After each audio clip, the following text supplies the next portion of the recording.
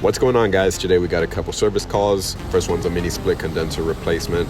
Got the wires back on, running a vacuum before we let the refrigerant in. Got it done. Next call, we had a unit tripping on high head pressure. Found that's due to a failed condenser fan motor.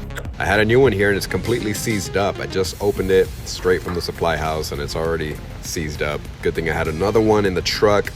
Make sure it spins freely there. Run the wires snugly, put the grill back on. Using my hollow shaft Klein 1132 driver. Love this thing, super helpful. Let's go ahead and put the fan back in, make sure it's snug. Use the impact. Got the wires back on, flip the power. We're good to go.